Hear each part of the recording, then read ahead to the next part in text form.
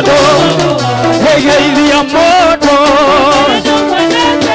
wonoko na iguru eli egeithia mondo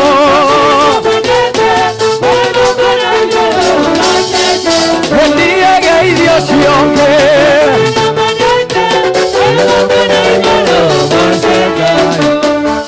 gatuire tana waerikana woyoya na yomo negogothaitha no ciakwa cianyona niecikanjũria kayũrũ kagĩra ibaite nĩ atea ikĩriganĩrwo gũcoka haha wandirikanĩire kuga nĩ wega Imanueli wa Ngai nĩũndirikanĩte nĩkĩo niĩ ndacoka ndikĩriganĩrwo nĩ wandirikanĩire kuga nĩ wega Imanueli wa Ngai nĩũndirikanĩte nĩkĩo niĩ ndacoka. Weka mikono yako juu vizuri pamoja. Haleluya. Wapi shangwe na vigelegele? Gitonga nogeke yakona sasa nagetuire rĩtwa kĩgĩta Shilo hane oriri wakwa waimire mĩtheko yakwa yaimire handũ haha ikĩriganĩrwo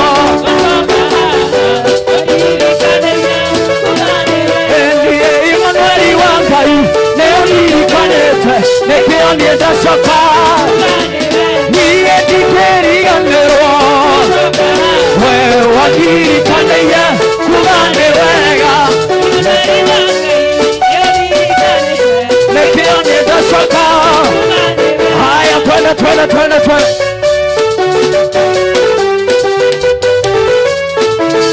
Hallelujah.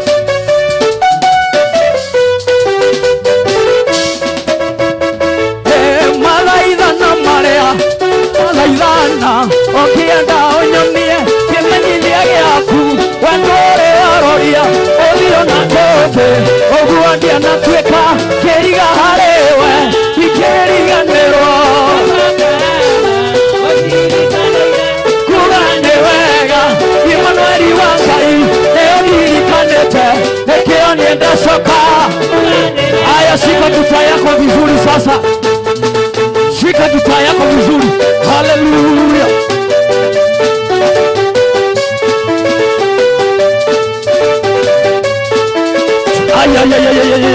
Chezea Bwana Yesu vizuri sana. Ninakuatia Ngai wako, ninakuatia tata, ninakuatia Ngai wako, ninakuatia tata, ninakuatia Ngai wako, ninakuatia tata, ninakuatia Ngai wako, ninakuatia tata, ninakuatia Ngai wako, ninakuatia tata,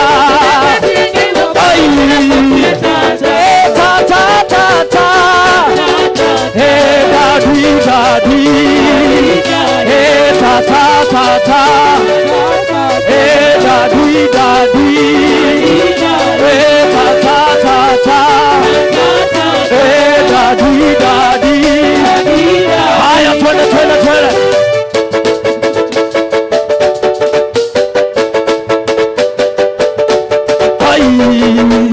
Wapi shangwe na vigelegele kwa Bwana Yesu.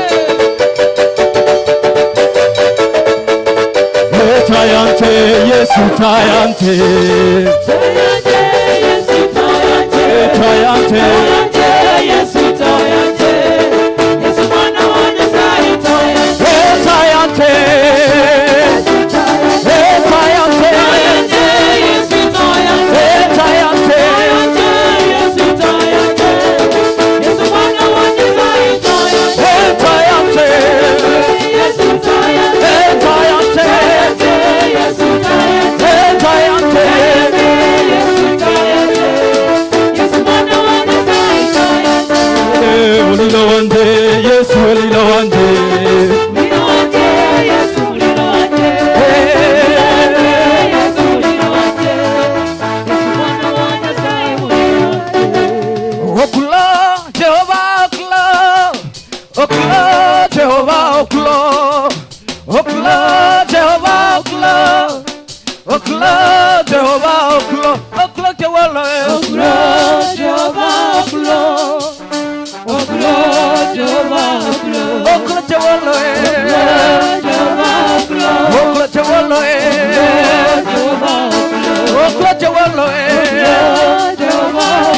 oklo Jehovah. Pada namna hii, makonya chiel, kidandero lundo lundo lundo. Onyono nyono nyono ifende ai makonya chiel kidandero lundo lundo lundo onyono nyono nyono ifende oklo ai toda makonya chiel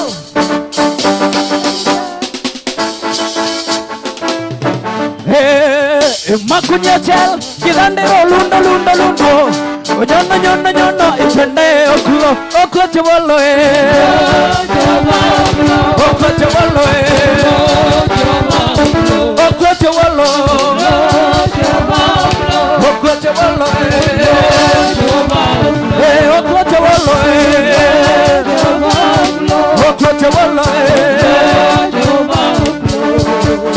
makonya chel kidandero lundo lundo lundo onyono nyono nyono itende oklo ai tore makonya chel kidandero lundo lundo lundo haya twende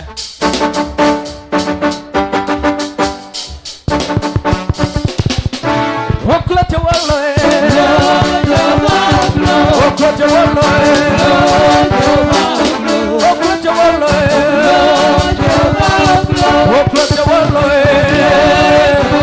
wapi shangwe na vigelegele kwa Bwana Yesu. Come on, put your hands together and celebrate Jesus. Hallelujah. Bwana Yesu asifiwe. Hallelujah. Amen. Mnasikia kama tunaendelea?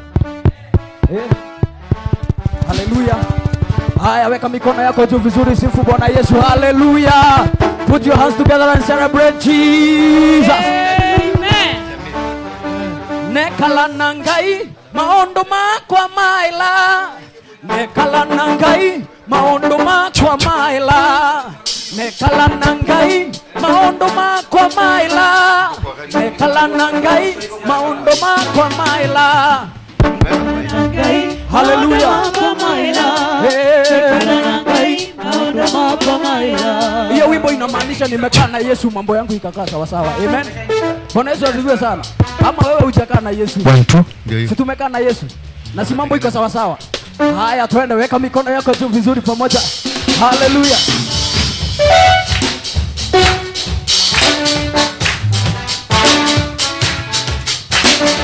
One, two.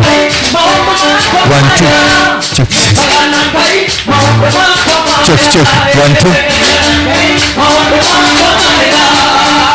1, 2. Check. 1, 2. 1,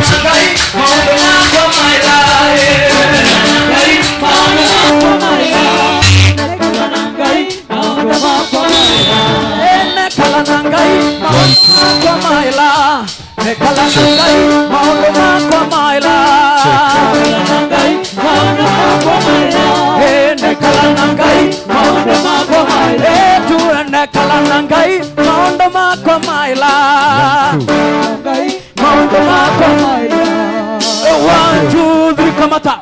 Wapi shangwe na vigelegele kwa Bwana Yesu. Thank you. Simameni. No. Simameni tu hapa. I want you simama tu hapa vizuri. Mwangalie huko. Tenga balance huko. Nipatie microphone. Mike, chukua hiyo mic hapa. Haya. Anza kutoka hapo. Jina, umetoka wapi? Wewe ni nani? Praise God. Shika mic hivi. Praise God. Praise God again. Kwa majina ni Moses Bureko. Niko form 3 Mombasa Secondary. Namshukuru Mungu kwa kunifikisha hapa. Tunatoka Bishop Opera Children's Home. Tunashukuru Mungu kwa pastor yetu. Sasa unafanya nini? Unafanya nini kwa Bishop Opera? Tuambie tu. Who is Bishop Opera to you? Bishop Opera ni penye tunalelewa na tunaishi kama mandugu na madada. Mnaishi kama mandugu na madada. Okay, tuendelee. Praise God. Praise God again. Mimi naitwa Edison Situma. Mimi nimemaliza form 4 niko college. Sababu ndio mkubwa wa hawa. Mimi ndio nimekuja. Wewe ndio kinara. Mimi ndio kinara. Yes, naona kwanga wapi? Hata mimi nakaa nao tu huko. Kwa Bishop?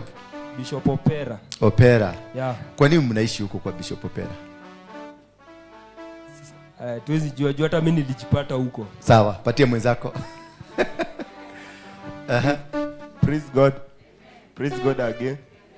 Naitwa Kelvin, niko form 4, Garden Estate. Natoka Zimmerman, Bishop Opera, Luigi Lokati Children's Home. Tunasema ni asanti kwa hii siku na kwa pastor wetu karibu. Mungu awabariki. Asante. Na wewe ndugu? Praise God. Praise God again. My name is Leah Maina. Natoka Bishop Opera, Luigi Lokati Children's Home. Niko grade 3, karibuni. Thank you. Mpigie makofi. Praise God. Praise God again.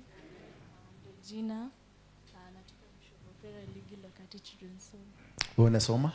Na nasoma Midas Golden Academy grade 7. Praise God. Praise God again. Naitwa Shiko, niko grade 6, Resambu Primary. Mkofi kwake. Tuendelee. Praise God.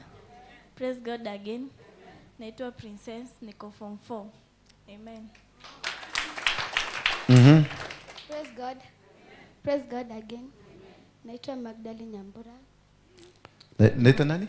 Magdalene Nyambura. Magdalene. Nasomea Resambu. Endelea. Uko class? Niko grade 8, Resambu Primary. Grade 8. Praise Magdalene. God. Praise God again. My name is Naomi Shamila, grade 6, Resambu Primary. Resambu Primary. God. Praise God. Praise God again. My name is Samuel Njau, grade 8, Resambu Primary. Njau, unaitwa Njau? Yeah. Praise God. Amen. Praise God again. Majina naitwa Enjoy, Resambu Primary. Mpe kofi kwake. Praise God. My name is Estana Balal, grade 5. Grade 5, makofi kwake. Praise God. My name is Catherine, grade 6, Resambu Primary. Okay, makofi. Praise God. My name is Mary Wairimo, grade 5. Mary? Primary. Wairimo. Grade? 5. Grade 5. Mpigeni makofi. So, why do you like dancing, singing? Chukua mic pale. Chukue. Kwani unaogopa? Siwe ndio kinara. Simamia hapo. Simamia hapo. Why do you like dancing? Why do you like singing? Juu tunaonanga. Sasa kama vile tumekuja hapa watu wakidance, wakiimba. Sasa pia si tunapenda pia hivyo.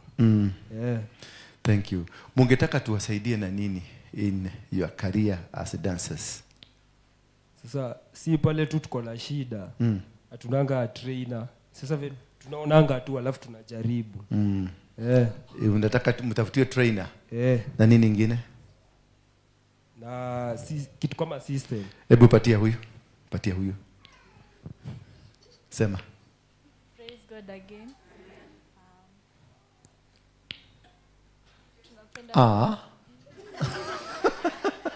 Sema tu. Mimi naitwa Regina, nimesema na sisi wote sio kila mtu anapenda kudance na kuimba, lakini wengi wetu hapa tunajua kudance, pia mimi najua kudance na wengi wetu. Shika microphone karibu na mdomo. Wengi wetu bado tunapenda kumodel. Mna model? Haya. Hebu model kidogo tuone. Hebu model. Mna model na nani? Mna model na nani? Mnajijua, kujeni watu wa model.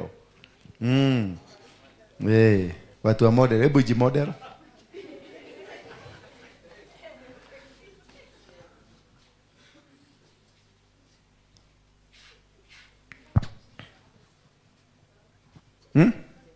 Baka pale.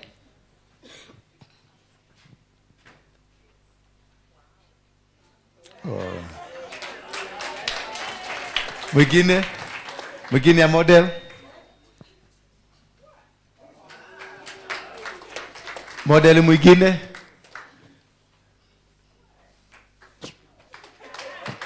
Wow. Next.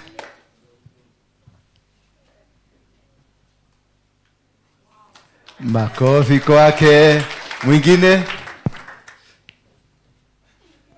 Wewe. Mwingine. Wewe. Mwingine. Weda. Yes. Makofi kwao. Thank you. Sasa nendeni mukae pale. Nitaongea na hawa watu tujue tutawasaidiaje. Si ndio? Mukae hapa nyuma, hizi viti za nyuma pale. Nendeni this side now. Nitaongea na hawa watu nione what we can be able to do for you as model. Ni tuwatafutie wale watu wanajua mambo ya model, kama ni watu wa ni Ashley ama ni gani inafanyanga hizo vitu.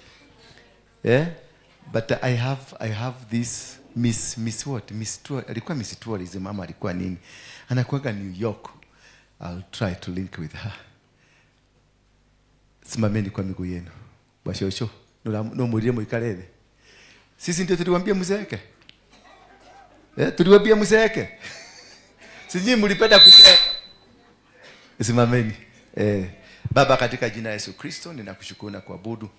Asante kwa kutupatia wakati mwingine huu ambao tumekuja kuabudu jina lako, kuabudu tukufu wako na kwa kuabudu kila kitu ambacho umetupatia. Neema ni zako, ushindi ni wako, baraka ni zako. Nitumie tu kama chombo nikaweze kuwafikia watu wako, nikaweze kuwa msaada kwao na wao wakuwe msaada kwangu kwa ajili ya utukufu na ufalme wako. In Jesus mighty name we pray. Asante sana. You can sit on your precious seats. Bwana Yesu, balance. Punguza hai kidogo alafu weke besi. Habari gani? Habari gani? Niliona ule nilikuwa mnamuita nani? Mlikuwa mnamuita nani? Wewe umekuja saa ngapi? Pastor. Ulikuwa umeenda wapi? Kuongelesha watu huko. Kuhubiria watu. Watu gani na huku kuja na wao hapa? Atuwavute pafu moja ndio wakuje. Oyo nakeri. Akatuonie horo. Wachungaji. Let's us take this thing seriously. Kama wewe unajua you are a leader in this church, by 8:30 unakuwa umekaa chini. Okay? By 8:30 unakuwa. Ukifikisha 8:39 kabla hujaingia usikuje hapa. Ukwenda kabisa. If you know you are a leader in this church, you are a worship hapa, you are an usher, by 8:30 latest. Ukipitisha 8:30 ukuje 8:31. Lucy, usiwahi kubalisha mtu kama huyo hapa ingia. Let's have discipline na tukae tukiwa na discipline, si ndio? Because nimekuja kurealize I have leaders who does not even have an iota of respect for this ministry. Akitaka kukuja anakuja, asipokuja hataki kukuja. Akitaka kukuja saa 3 anakuja saa 3, mwingine anakuja saa 8, mwingine anakuja saa 9. You don't mind. Si ndio? I told you na mumeona effect. I told you na mumeona nini? Simu nisikilize. Nisaidie kuongea. Maana still you are going to see it. Nimewaambia na mumeona nini? Effect. I'm not going to walk with the joy riders here. I would rather walk with the two people that are going somewhere. And you've seen, nimefukuza watu. Na nitakwambia tukuchukua bagi yako na uende. Kagoto Aroko. Si nimewafukuza, si mliona wakibeba mabagi hapa? Yes. Mimi hapa sitakubalisha ujinga. If you know you are a leader in this church, you must be here by 8:30. Failure to which, don't come here. I'm not looking for followers. Nikiwa Mogeke nilikuwa na 4 million followers. I know what kind of followers. Najua kufollow, najua pesa, najua jina, I have it. Ile kitu sijajua ni kwenda biguni. Are you getting me? Ile kitu sijui ni kwenda wapi? Hiyo kwa barabara ya biguni na kupata tiketi ya kwenda biguni. That is what I'm looking for. Not multitudes. I have had them. Siku moja nilikuwa naletewa na Mogeke shilingi 2 million one day. Nilikuwa nalala Serena Presidential in suit, nilikuwa nalipa 150,000 per night those days. Saa hizi wanalipaga 400. Sasa nikioge Jera Magdalene. Kuna kitu unaweza kuniambia? Hakuna. I'm not looking for followers. I don't need a follower in this church. I don't need a follower. I need somebody who understands we are heading somewhere. We are going somewhere. I don't need ati tukue watu milioni moja hapa. No. Sitaki wakora. Ukora nimefanya. I have done it. I was a robber. I was a thief. I was a kidnapper. I have done everything. So why are you coming to join me to come and do what I've been doing? I did. Nipita, nikaeda. Nani anaweza kunishinda kufanya urobari ya bank hapa? Nani anaweza kunishinda? Wewe nilikwenda kuachia buduki gapi? Buduki 5 unakaa nazo. Nilikwenda kuachia milioni 5 unakaa nazo. Na ninakwambia jaribu nikute shilingi moja hakuna. Na nikamama tu unapata kwa street na mwambie kana hii pesa. Sasa unakuja kunitisha na nini hapa? Unanisikiliza? Ni muraji kwa leaders. Yeah? Sunday if you come here ufike hapa saa 3, saa 1, saa 2 na 31. Wege ukia tu hapo. Ukiona kwa barabara imefika 31 haujafika, wege ukia tu hapo. Hapo umeonea 31 imefika, geukia hapo wewe kwenda. Na hasikutaki hapa. Na pesa yako peleka kwako ama pelekea wengine. Me I don't need money. I have my money. Najue wewe koma. Si ati nikuweka hapa ati ndio mkuje mtoe sadaka, hapana. Hiyo ni yenu ya kujitetea. Nyinyi fanyeni kazi ya Mungu, fanya pale Mungu amekusaidia kufanya fanya. But tufanye tukue na kanisa iliyo na discipline. Bwana Yesu asifiwe sana. Mnanisikiliza? Tukue na kanisa iliyo na nini? Wako mudia watu wa Catholic wangapi hapa wametoka Catholic, inua mkono hapa juu. Mlikuwa mnaingia misa saa ngapi? 6. No ha mutangatangagia dangi ha mukite thita cia muthenya ta muka gwa kihii kianyu. No, that nonsense sitakubalisha hapa. Huko kwa father mlikuwa mnaenda 6. Hapa mnakuja saa 3 saa 4. Kufanya nini? Muka weka ate. Kwa father ni mwathi ya Maria Matheru. Mwathi kuinamira mutumia hau. Na ha mwero tuhoya Ngai mutirenda. No ni murathi kuinamira mutumia mukimera Maria Matheru murathi megukira kaothe. Ni ti murathi megukira mami. No. Sitaki hiyo nonsense hapa. Sitaki. Mumesikia worship team? Asha mumesikia? Sitaki na nimefuga. Mtu mwingine asiingie hapo kama ni leader saa hii asiingie. Kwenda kabisa. Hatutakaa hapa kama wakora. There's no need of having you. If you cannot respect anything in this place, why are you here? Papa. Togera discipline turadiko. Papa ita. Ukinyire uko thashigana. Nĩ njega no kwĩ mũndũ ena magũrũ mega, ena mũtwe mwega, ena moko mega, nĩ hingo araingĩra harĩa atioka kanitha. Kanitha kau. This is not a church. This is an altar. Are you getting me? This is what? Nendeni kanisa. Kama nyinyi mnataka kwenda kanisa. James Maina ako hapa. Harrison yako pale. Fibo ya Musa ndio ile pale. Anaitwa Kioko. Wajiru wako hapa chini.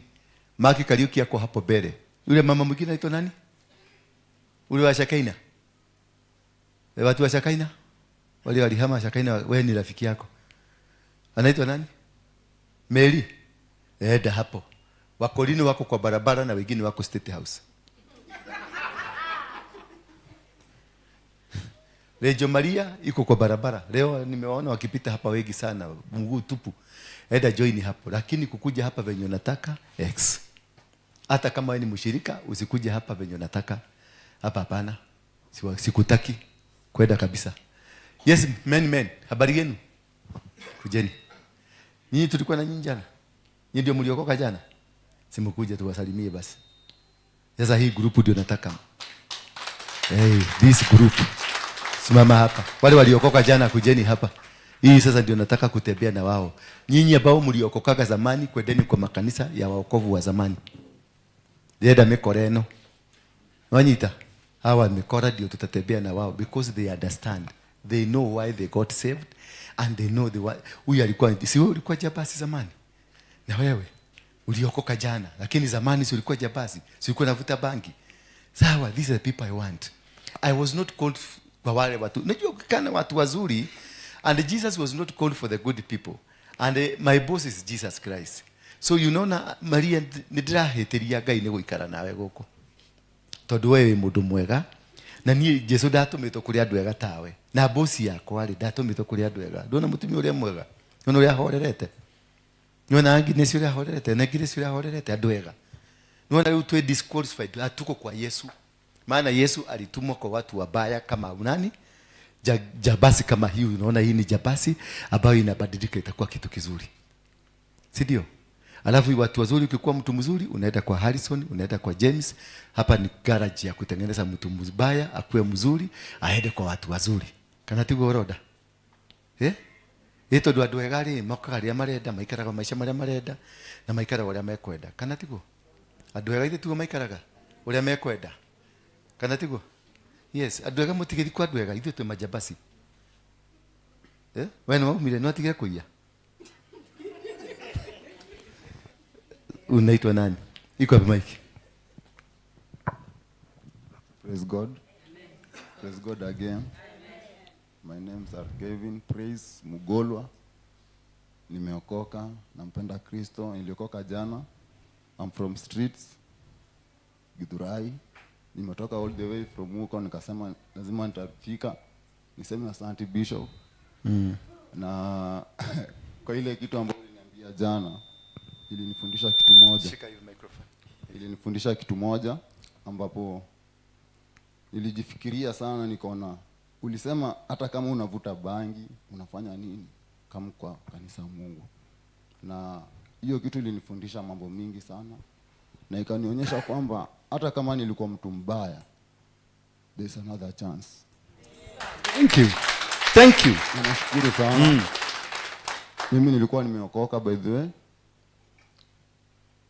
Na nika backslide, nikaanza kufanya ukora. But from the time niliongeleshwa jana, nimejirudia sana na mimi nilikuwa na jifunza instruments but sikumaliza. But naweza omba sana Mungu anijalie neema nizidi kujifunza na nijue zaidi. Asante, mpigeni makofi. Sasa hapa ulikuwa milala kwa kitanda blanketi kakugora manini? Hapana, hii ni vurugu yetu ya mtaani. Tulivurugana na rafiki yangu mambo 2-3. Lakini mkaachiliana majembe na mawe. Kweli. Asante, ndio kae chini. Habari zenu? Sema Bwana asifiwe. Bwana asifiwe. Mko fiti? Mmechangamka fiti kweli? Hata mimi nawapenda. Nimebambika kuwaona hapa hivi. Mimi nilikuja hapa jana. Mimi ni msanii. Naweza shukuru sana Apostle jana. Wewe ni msanii? Hebu sanii kidogo. Sanii. Endelea. Ati ghetto youth piga dua na sola. Ghetto youth piga dua na sola. Ghetto youth piga dua na sola. Piga dua na sola. Piga dua na sola. Ghetto youth piga dua na sola. Tule. Piga dua na sala. Makofi pamoja. Wakristo wale wameokoka. Piga dua na sala, piga dua na. Hii ni secular. Weka makofi kwa secular. Na sala. Kila kitu itakuwa shafa.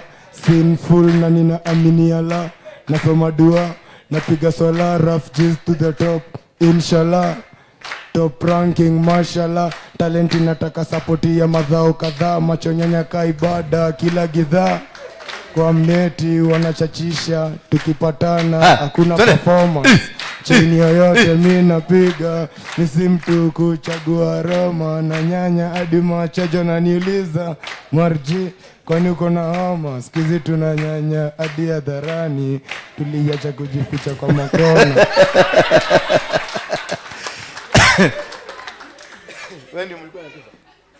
Haya, huyu kesho atakuwa kwa Radio Citizen live 2 good hours, na nyimbo zake zote tutarekodi. Ni za secular lakini nitalipa a record. Thank you. Asante pastor. Ngetha mukiguo. Asante sana. God bless you. Praise God. Usanii. Shika mic hivi. Yeah. Praise God. Praise God once again. Bwana Yesu asifiwe. Amen. My name's are Newton Mugendi Mureithi, and I'm glad to be here. Newton Mugendi Mureithi. Yeah. Mbona hii mic iko chini hivi? Tuendelee tu. Hii Kiswahili mimi na nikimbizanga. Unaongea gani? Kiswahili tu. Ongea basi. Hii yani Kizungu. Kizungu. Unajua Kizungu? Inanipeleka mbio, acha niongee tu Kiswahili. Ongea Kiswahili. Mimi kutoka jana nikuja hapa posto. Kuna tuliniambia nikasikia tu nyero yangu. Hadi leo nikuje tu tushiriki pamoja. Ndio nimefika. Nimeona uso nzuri zimeremeta. Nashukuru. God will bless. Tutakuwa tu pamoja siku zote. Si ndio? Makofi. Kabisa. Kweli. Unafanyanga nini? Unafanyanga nini? Mimi nafanya kazi kwa Garrison. Unajua Embakasi Garrison? Niko huko. Mtu wa mkono tu. Umesomea kosi yote? Nilikuwa nasomea carpentry lakini sasa mambo ikaenda hivi. Sasa nani alikukata hii nywele hivi? Ama ni design? Ni Apostle. Apostle. Keti tutaongea. Yes. Yes, daddy. Ni aje? Poa. Bwana Yesu asifiwe. Asifiwe kila mtu. Wageni. Salimikeni wageni. Pia mimi ni mgeni mwenzenu. Nashukuru kukuwa hapa kwa hii time. Yesterday we promised you guys will be here today. We came at time. We tried our best. Enye Apostle mimi nashukuru. Unaona huyu. Nani huyu? Huyu ni ndugu yangu. Ni ndugu yako? Enye tumekuwa tukipitia a lot. Mimi ni backslider for 15 good years. Huyu ni mdogo wangu. We live at the same place, same village. Kazi anafanya ndio mimi nafanya. Unafanyanga kazi gani? Tumekuwa tu tukitafuta usiku tunaingia na spa tunatafuta. Job ni kuingia huko na spa. Tunatafuta machuma kwa nini? Ndio hiyo ni job. Like at least to earn a living. To earn a living. Because we waste a lot for ourselves like. Yes. But we can't regret. Where do you live? Nyumba yako iko wapi? Sorry? Nyumba yako iko wapi? Nyumba yangu tunaishi Soweto. Hapo Kosi. Ndio umekomboa nyumba? Pia ndugu yangu anaishi hapo. Is my neighbor. Nani? Who's your neighbor? This my lovely brother. Your lovely brother? Yes. Jana mlitu endua by that car promise yenye lazima atakuja to give thanks. Nilibambika jana kwenye hiyo shughuli ya tu William Tuva. Nilisikia tu poa. Utaenda na huyu kesho show hiyo. Citizen, si ndio? Nimeisimamia.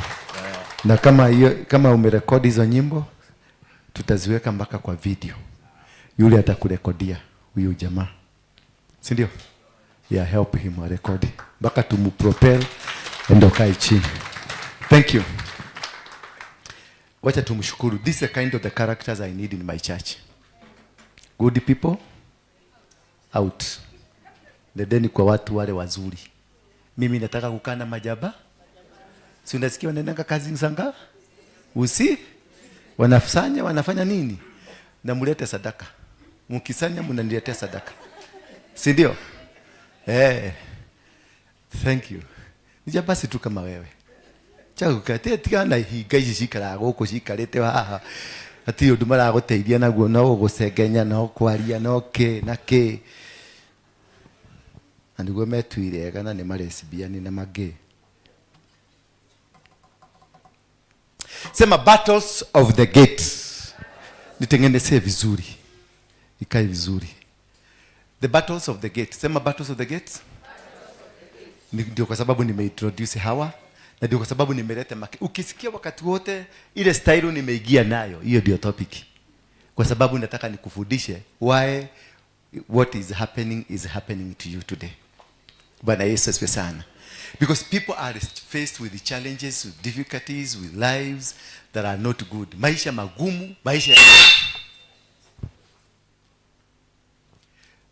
maiki zingine zote teremsha. Okay? Hiyo ya katikati ya red iweke mpaka 5. Imepanda 5. Yeah? Maiki yangu ipeleke 10 juu. Rudisha chini kidogo. Hapo. Alafu chukua hii ya juu ya white. Ipeleke huko kidogo. Right. Na hiyo ya pili inafuata right kidogo. Hii ya red iko juu yake ilale hivi. Straight, angalia. Ilale hivi kwangu. Okay? Base. Pandisha. Thank you. Simena mimi ni mekanika. Gari kubwa. Gari kubwa kuja utuambie ulipotelea wapi. Huyu anakuja kanisa akitaka. Hao ndio mafauda member, hao ndio tulianzisha kanisa na wao. Bali yako. Unaendeleaje? Kabisa. We kuo. We sawa. Geithia andũ a Ngai.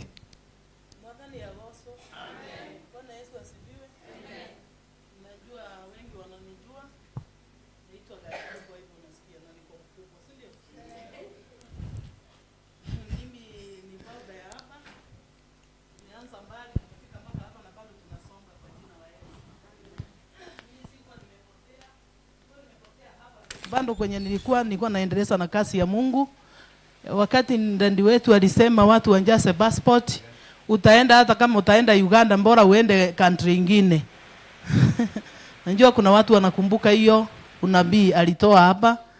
Mimi nilikuwa moja ya kwenda kujaribu. Nikaenda nikanjasa passport. Ikawa iko na stress, bare njina yangu ilikuwa ishikani vizuri. Kwanza nikarundishwa reverse. Mimi na unjanja yangu nikafikiria kama kitambulisho kinakuwa na waiting card, si hata passport iko nayo. Mimi nikaenda tena kwa hao tu walinifukuza, wakaniambia njina ifanani, niende kwanza nirudi kwenye nilinjaziwa hizo vitambulisho. Nikawaambia sasa mimi nataka waiting card. Wakaniambia hakuna kitu kama hiyo mama.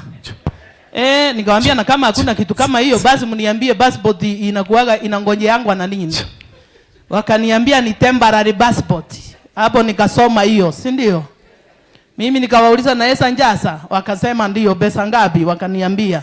Nikawa niko tayari kwa sababu sikutaka kuondoka hapo niende nikapatana na mwingine niulize swali lingine ngumu. Nikanjasa na ikatoka. Mimi nikanjua sasa yani ndio niamini iko sawa. Nikatoka hapo nyumbani nikaenda mpaka Uganda. Nikatoka Uganda nikaenda Rwanda.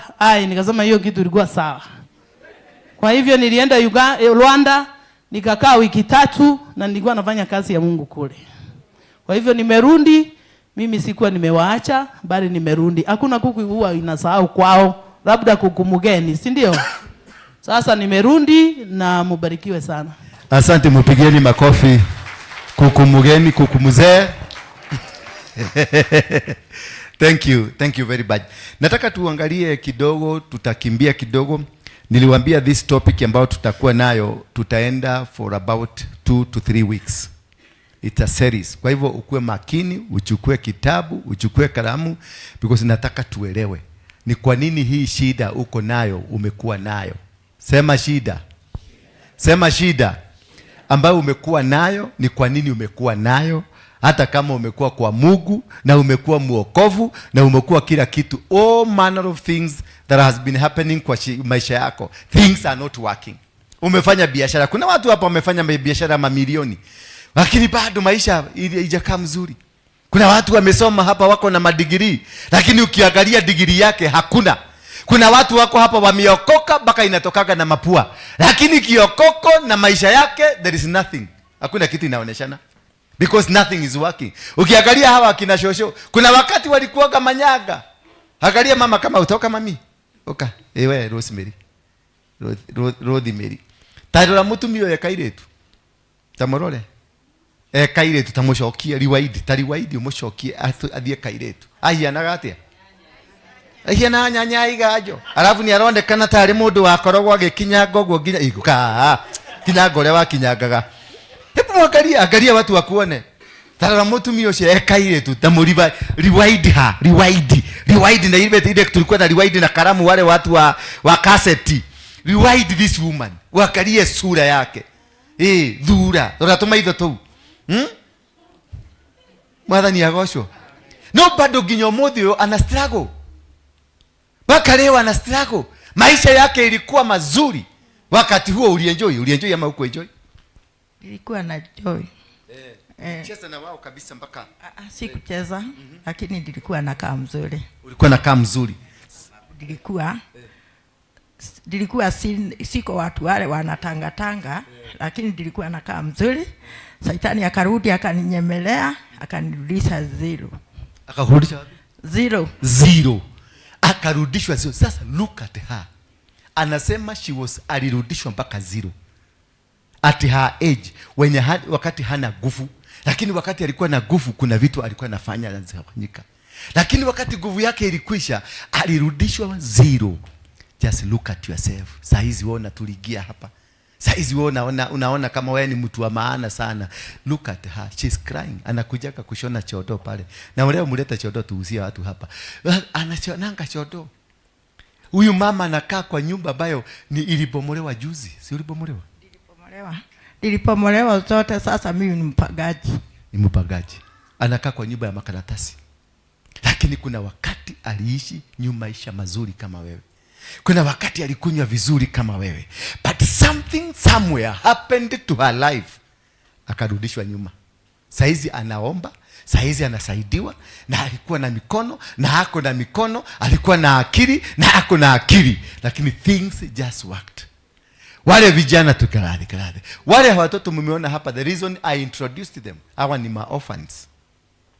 Wengine hawajui wazazi wao, wengine hawajui maisha yao, walizaliwa akajikuta. Unasikia anasema hajui venye alijikuta kwa nani? Kwa children home. Na huko na mtoto wewe anakaa kwako. Bwana Yesu asifiwe sana. Lakini wewe umelelewa na wazazi wako, umelelewa na wazazi wote wawili wapo. Ule hajui, anajua Bishop Opero, anajua Bishop Opero. Hajui mama yake, hajui baba yake, lakini anajua Bishop Opero ndio baba, ndio mama. And you keep asking a question. What happened? Ni nini kilifanyika? At what time? Mimi nilikuwa chokora kama wao, kama yule. Nilikuwa mwizi, tulikuwa tunafanya kazi ya usiku. Sasa huyu nikisikia akitaja jina kazi kama hiyo, anasema, "Oh, I understand this. I know this." Bwana Yesu asifiwe sana. Because I was part of it. But what could have transpired? Ni nini kilifanyika ndio tufike katika hiyo level? Ni nini kilifanyika wakati you are okay? Huyu mama alikuwaga mwisi wa mafaili kotini. Huyu Koki mnaonaga hapa. Na ndio mnaonaga Koki anakuwaga mjuaji 24/7. Bwana Yesu asifiwe sana. Na ndio unaga tunasikilizana na yeye. Kwingine atafukuzwa, kwingine atapigwa na watu, kwingine watamuita mchawi, kwingine watamuita mkora, kwingine watamuita maneno magumu. Lakini I understand her. Huyu ndio tulikuwa tunatuma yuko kotini anaiba failo mzima. Inatolewa kwa magistrate, naletewa yote. Na inatolewa ile ya polisi, ninaletewa zote. Na kesi inaishia hapo. Wanatafuta, wanakosa. Kesi inafanya nini? This woman. Bwana Yesu asifiwe sana. Tukiiba ile pesa yote tulikuwa tunaiba, hata ile tuliiba kadhaa ile tulichukua. Huyu ndiye aliweka. Huyu tulimkuta pale Kagio, alikuwa anauza madisi. Kasukari. Alikuwa kwa barabara akiuza madisi, lakini hakuwaga muuzaji wa madisi, alikuwa mwekaji wa buduki. Na mpatia bagi anaenda, watu wanafikiria magera marigo, lakini si marigo. Bwana Yesu asifiwe sana. Ni nini kilimpelekea tukamuidentify?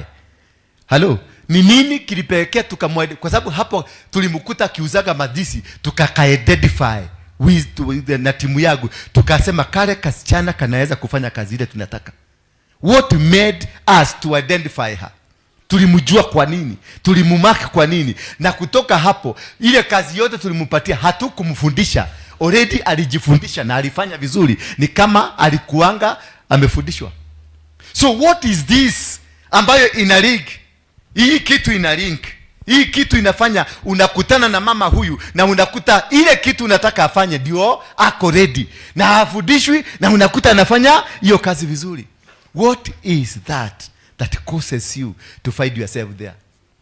Mimi nilikuwa pickpocket hapa OTC na figa zangu zilikuwa zinaitwa golden fingers. Sema golden finger. Nilikuwa nachagua noti ya 500 katikati ya mamia, noti za 100, na chomoa noti ya 500, nikiingiza hivi nitatoa 500, nitakuachia 100 zako hapo. Nilikuwa nachomoa kipochi chako kutoka kwa kipochi kama hapa, nachomoa simu na hautaelewa, utaenda kujulia mbele. Bwana Yesu asifiwe sana. What is this that connects me?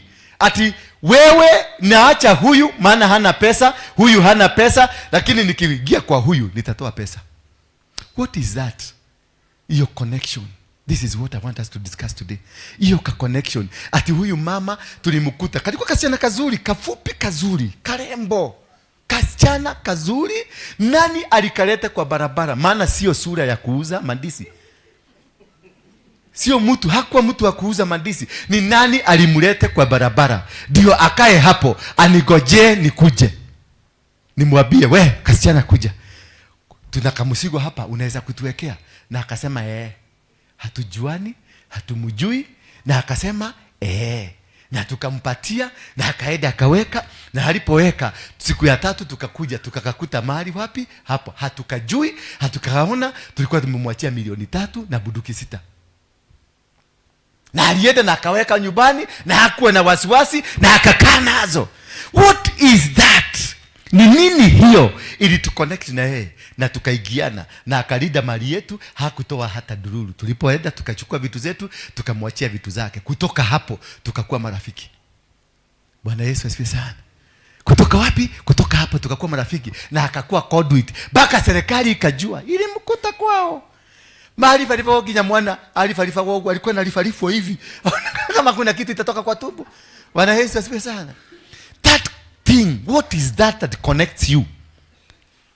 What is that conduit? Huyo mwanaume, huyu tulikutana naye City Hall, huyu unamuona hapa. Huyu na mimi ndio tumejengea Ng'ang'a. Hii kanisa hapa James Maina Ng'ang'a. Hii iko hapa chini. Tulijenga na huyu mama. Bwana Yesu asifiwe sana. Siku hiyo tulikuwa na chums, zilikuwa zinakuja. Ng'ang'a alisema hawezi kujenga hapo maana haamini kiwaja. Tukaenda Apex, Kampala Road, tukanunua machuma na mabati. Tukajenga hiyo kanisa. Ndio mnaonanga hata mkinipiga hamuwezi kunipiga. Hata mkiniendea kwa warogi hamuwezi. Ile kanisa ingine ya Harrison Ng'ang'a, mimi ndio nimuonyesha hiyo kiwaja. Nikamtafutia hiyo kiwaja. Hii ya James, mimi ndio hii kiwaja ilikuwa yangu hapo. Nilikuwa na kiwaja Town Center. Utikanyoneta denyeje. Bwana Yesu asifiwe sana. Na Ng'ang'a anahubiria, ni watu wangapi wameokokea hapo? Ni watu wangapi wamefanywa deliverance hapo? Thousands of people. Leo kehure, nipige. Uende kama utaniweza. Kila mtu akiokoka pale kuna bonga point inakuja kwangu. Maana I provided the ground. Nilipeleka mtu wa Mungu pale na nikamwambia kiwaja ndio hii jega. Akaniambia hii kiwaja ni ya nani? Nikamwambia jega. Unajua town katikati na pia na mwanaume jega kiwaja na hana makaratasi. Akaniambia sasa, nikamwambia jega kiwaja. Kiwaja hujedia kumudu wa Ngai. Nitakulinda. Akaniuliza unanilida sasa na umeokoka na umeondoka Mogeke itakuwaje? Nakwambia wewe kikosi bado ni yangu.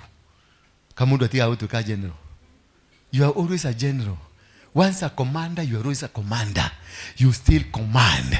I am trying to look. Nataka sasa tuwaze. What happened? What is this that leads you to a person? Na mkikutana na yeye, unakuta mnapelekana. Sura ni moja, mnapelekana, tabia ni moja, mienendo ni moja, na kila kitu kinafanyika. This is what we call a gate. Sema gate. This is what we call what? Ndio mlango. Kila kitu kiko na mlango wake. Bwana Yesu asifiwe sana. Na milango ni tofauti. Milango inaanzia kwa familia, inaenda kwa maeneo, inaenda mpaka kwa dini. Bwana Yesu asifiwe sana. Mlango wa familia, mlango ni kule ulizaliwa, baba yako na mama yako ni mlango. Maeneo ulizaliwa ni mlango. Maisha ulianziwa ni mlango. Wewe kama ni firstborn ni mlango. Firstborns are doors, ndio milango ya familia. Na lastborns bado ni mlango, ndio mlango wa kufunga familia. Bwana Yesu asifiwe sana. Mahali kanisa ile ulienda ukaingia kama hii, huu ni mlango. Ukitoka kwa hapa kwa hii uende kanisa ingine, jichunguze unatoka namna gani. Nikodemo, make your mind when you are moving out of this church or any church, because a church is a mlango na inaweza kukufungulia mambo mazito na mabaya. Hakuna mhubiri ambaye si mchawi. Bwana Yesu asifiwe sana. Na mhubiri wako ni mlango. Wahubiri wote ni wachawi, ni waganga, ni warogi. Mtu mwenye na command spirit, mtu mwenye ananena na spirit, ananena kitu kinafanyika, that is a witch. No aguthukirie muturire waku na anaweza kutengeneza maisha yako. Anaweza kukuharibia. Nina uwezo wa kuharibu maisha yako completely. Na nina uwezo wa kubadilisha maisha yako yakuwe mazuri.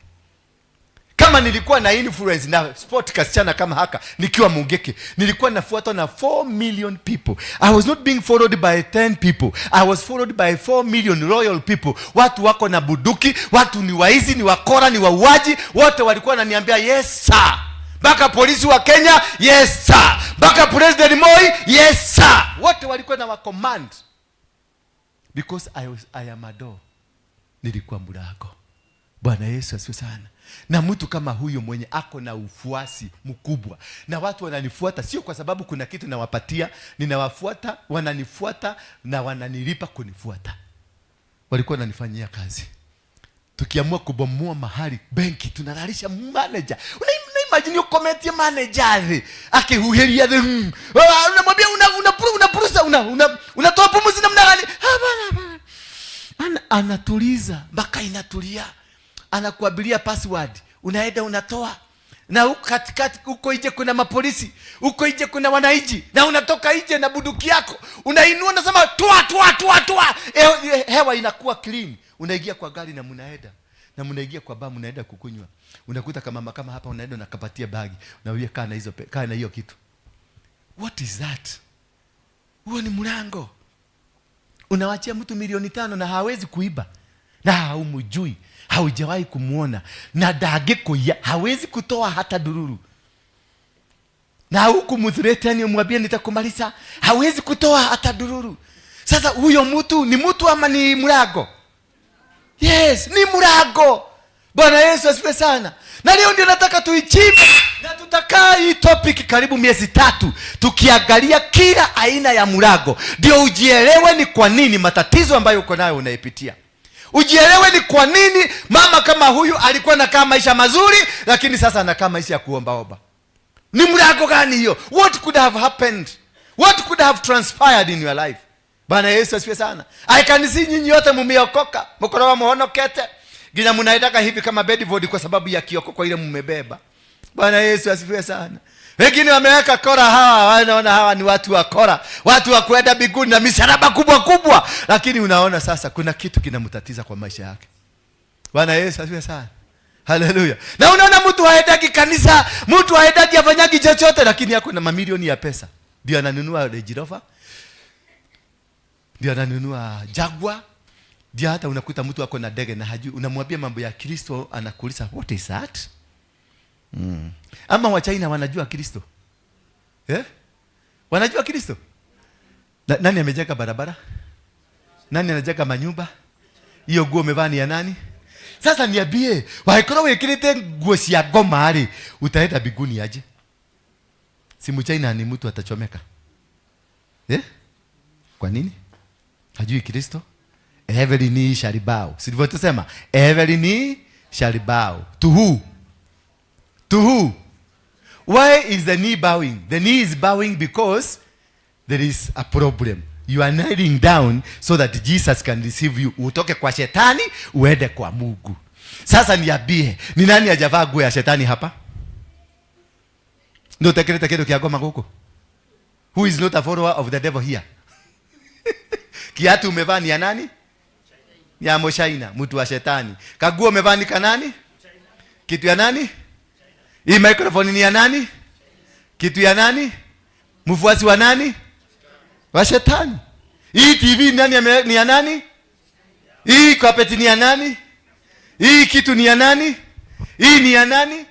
Mtu wa nani? Wa shetani. Kwa hivyo tunatumia shetani kuhubiri hapa. What happened with you? Tuakili tukakuwa kidogo. Yaani unaona mtu amebarikiwa. Mungu anamsaidia, anajenga barabara, anajenga makabuni, anajenga baka robot imekunyang'anya kazi, bado unaendelea kumuita ni mtu wa shetani. Na wewe mtu wa Mungu, ndio raheo. Hauna hata kitu, hauna maisha, imekwama. Haujielewi, haujijui. Kitu ya ile unajua tu ni kugodoka. Hajala! Yeketetelea ya baba. Ya wakati mtoto wa mshaina anashufundishwa kushona nguo. Wewe naka! Rokokokokoko. Ya! Wakati mtoto wa mshaina anafundishwa kutengeneza gari. Nikikugirio thene. Hiyo ni mlango ili kufukukia ya umasikini. That is why you don't understand yourself. That is why you don't understand why we exist. Because God created you with a purpose. He created you with a reason. He created you na akakwambia muzaane, si kwenda kwa kitanda. Muzaane, yani be productive. Reproduce. Fanya kazi. Wale watu wamefanya Biblia na wanafuata Biblia vizuri, they don't even belong to church. They don't understand even what is a church. Nyinyi hapa riakai, rokontoroka, riabarokose. Bwana anasema, Bwana mugani? Ni Bwana ulikosio. No kino kahari ginya dole na tikiti. How can you be able to communicate with God? Alafu utembee mguu hapa bila kitu. And you are communicating with the master. Yeye mwenyewe, Mungu mwenyewe. Muradia nake. Ati kumuhoya onati proxy. Unaongea na yeye lakini ukimaliza ibada hapa, uradhi kuhoya tikiti hati. Mwathani yako sio? Daigwa jikarete ha daigwa mwathani ajereria. Mwathani amwareria. Atedio hoyo cio tigiti. Mwathani urioheanaga indo. Mwathani uriorathimanaga akwira uthio gakombe tigiti. Na ugikomba tigiti uma na kindu gutigiti ya muci. Mwathani ndanona kire urathi kuria muci ona gatigiti amwareria. No ndanamwirira ati igira bengi iria uigira hau ni ukuheo mbeca. No ni urenda kofora mundu uri ongi. Mwathani ucio aranengerete mundu ucio ni kibesa, alipatia huyo mwingine pesa akakunyima kwa nini? Are you understanding me? Are you getting to understand me? Unakuta mtu ameokoka ndio anakuambia Bwana amenizungumzia ati Mwathani arajareirie ati go hekeria go heciringi 200. Arigire gukuonia hara mbeca icio ciumaga niki hari anyoneirie ni ri nigetha thie ngagire ndio mimi niende nikachukue hiyo 200 amekutuma ukuje uchukue. Bona wewe hakukuona ukiwa na mikono? Aise, ninahubiri ujinga? Nahubiri kitu ya maana kwenu? Na kama hamtaki kunisikiliza mniambie tu. Nitawahubiria mpende msipende. Na ndiko mbeberetha. Ndio huyo Bwana, huyo alikutuma kwangu nikupatie 200. Mimi alinituma niende nikachukue mahali iko. Mbona alikukataza usiende kuchukua? Aliona huna mikono ya kushika pesa? Aliona huna miguu ya kukupeleka hapo penye pesa iko? Aliona ufai kuguza pesa kama fast hand? Then what is wrong with you and him? Huyo ni mwadhani mgani? What is wrong between you and that mwadhani? Are you making sense? Are you making sense really? You are not making sense. Because kama huyo mwadhani anakutuma, mimi alinituma nikaenda nikachukua.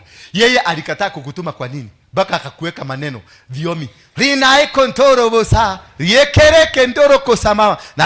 Na yefulida pale, Bwana anasema. Sasa Bwana, how are you having direct communication with the boss? Yani mimi naongeaga na Ruto, mimi naongeaga na Uhuru, mimi naongeaga na Trump. Alafu nikuje niache kuomba pesa hapa. How now? How now? I need only a photo. Rogama na kukoe. I need a photo tupigwe na Ruto hivi tu peke yake. That photo is enough to make money for me. Kuhoro bisha na Ruto gotu.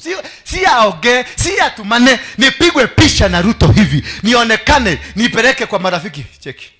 Tulikuwa na kai, ni mosha mana yenake. Mlikuwa na yeye. Unaweza kuniconnect. automatically wale watu watakuona kwa TV mkiwa na Ruto, simu zitaanza kuingia, connect me, connect me. Asante kachini, connect me. Why? Because there is a connect.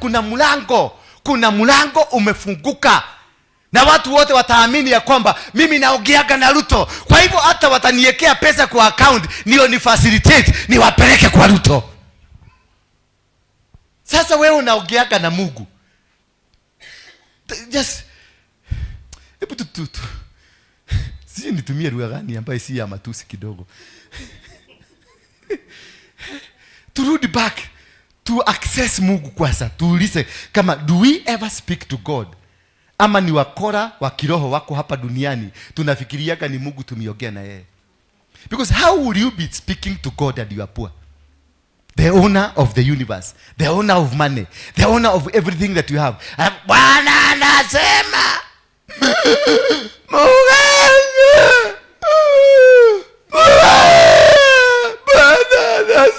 Bwana gani huyo mwenye hawezi kuconvert mfuko yako ikuwe na pesa? Kuna mlango wa kishetani ulifunguka, na hiyo mlango ndio inakusumbua. Bwana Yesu asifiwe sana. Haleluya. Yes, mundiangalie vibaya, mimi sijali. No ginya mugie pesa na kwa mutiko gia pesa mkwede. Lazima you have to know where you lost the mark, where you lost the connection. Because I am a child of the Most High, the owner of silver and gold. And then angalia mtoto ya kanaitagwa nani haka kanya matatu? George. Si hata sio Karecho. George ni kaule mama mtagazaji. Unajua mama mtagazaji? Si mtayari kwa Farida Karone. Huyu ni mtoto wa Farida. Lakini mwangalie hata polisi hawezi gusa. Gari anaweka namba plate yake anaita mood. Ukigeuza na kwa doom. Bwana Yesu asifiwe sana. Na kana tawala. Kako na magari imejaa kwa barabara. Magari zake ni fancy. Gari moja yake mkiingia wanalipaka shilingi 500. 500 kuingia hiyo gari. Na wewe unaenda ukipura wimbo. Ameweka mpaka DJ ndani hapo. Alafu na hakaedi kanisa kako kwa barabara saa hizi. Kakikula miraa pale. Na huko kanisani unatoka hapa umite. Utatoka hapa na jaa, maana hakuna chakula hapa. Mimi nimekutusi, nimekuongelesha vibaya. Ulikuwa umekuja ni upatane na mhubiri atakwambia Bwana asifiwe. Wandugu, Bwana anaenda kuwabariki na mnaenda kubadilishwa maisha yenu wandugu. Wandugu, juma lililopita tulizungumza. Hapa hakuna wandugu. Hapa ni wakora ambao hawajielewi. Na lazima tubadilishe nia zetu. Lazima tubadilishe maisha yetu. Lazima tukae jinsi Mungu anavyotaka tuweze kuaccess baraka za dunia. Tuache Ukristo wa ujinga. Tuweze kuishi, maana my God is my Father, the owner of silver and gold. Mtoto wa rais na ni mtoto wa mama kama wale wangu. Zina wale wangu. Yes. Kwa sababu ya jina yangu watoto wangu watakida ngabo wanapata kazi nzuri. Na wanaishi maisha mazuri. Yes. That's how my kids live. Na mimi bado ni sijatoka, Mungiki bado iko, Ukristo bado iko, sijakuwa Ruto na nitakuja kukua kama Ruto. One day I will become, but I am accessing. Watoto wangu wako na capability ya kuaccess. Wananiulizaga daddy. Bado nahubiria watu. Sasa mmoja aliniambia, zamani ukiwa Mungiki ulikuwa na pesa mingi zilikuwa zinakuja. What happened wakati uliokoka? Huyo mtoto amekwambiaje? Anakuambia si urudi kule ulikuwa, ukae maisha mzuri, wacha kujitakaja hapa. Na ni mtoto wako, amekuangalia miona. Nikienda kwa nyumba na kaaga ukikuja kuna kakiti mpaka kamehodera. Na kaaga nimekaa hivi kwa sababu ya kusubuliwa na wamama, kwa sababu ya kusubuliwa na watu hapa, kusubuliwa na dunia. Haileti pesa. Mungiki walikuwa wananiletea pesa. I had the access.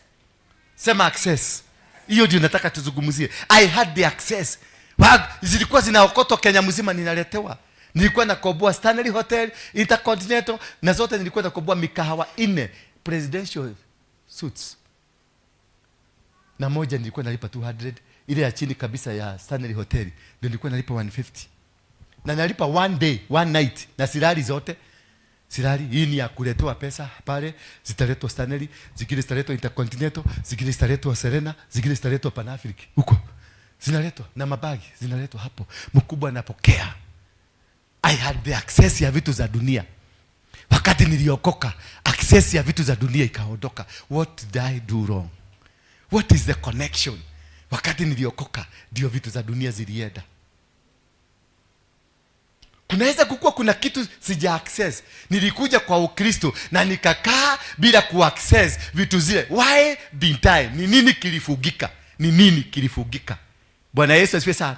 Ni nini hao watu ambao walikuwa wananiletea pesa? Maana ni watu, ni binadamu, hawakuchange. Mimi nilitulichange, nikawaambia geukeni, mkweni muogeke. Wakati niliwageuza watoke kwa muogeke, wakaingia kwa Kristo, wote walihama, wote kila mtu alienda direction yake. Hata nikimpigia simu na dena hii hejai, hadogo kinyaka.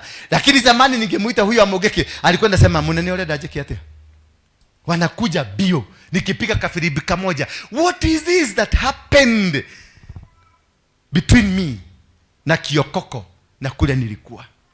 Nikakosa access. Bwana Yesu asifiwe sana.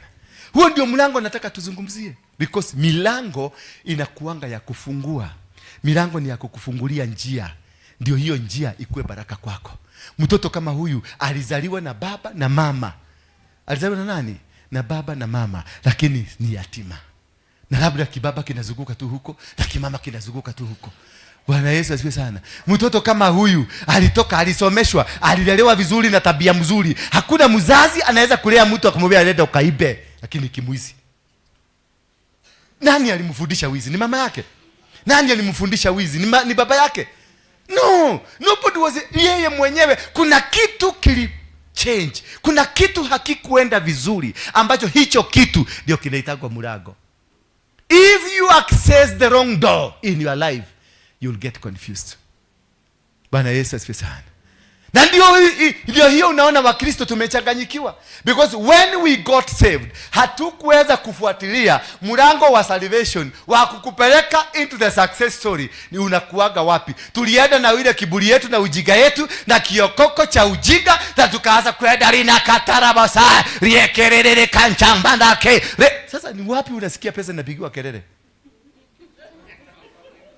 Why do you make noise and the man does not like him? Ushaenda banki ukakuta kuna noise. Baka simu yako na kutaka askari na kuambia hapa hakuna kuchukua simu, because money does not like noise makers. Pesa ipedi mtu wa noise making. Hatunalala ukiomba. Pesa ikuje wapi na imekusikiliza? Imesikia kelele unafanya. You haueleweki. Kuna makosa tulifanya wakati tuliokoka. Katika dini ya Ukristo kuna makosa. Maana ukienda katika dini ya Waislamu hawana makelele, ndio wanaendesha magari. Haleluya. Hawana makelele. Dakika 5 tu ya kuhora moduru. Allahu akbar. Ilahina, ninahina, nianya, yoriana, ye. Na kuoga mguu na mkono, na kuoga mdomo, na anaenda kwa kazi. Unakuta watu wajiga wa Kikuyu wa Kristo wako kwa laini kule Isiri, wamegojea mtu aswali alafu akuje. Wamebeba mapesa, aliwaacha kwa mlango. Aliwaacha hapo kwa mlango na pesa zako. Akaya hawezi kushika pesa, anaenda kuswali, anasema Allahu akbar, Allahu akbar. Inahina. Unajua mimi nilikuwa Muislamu, I know what I'm saying.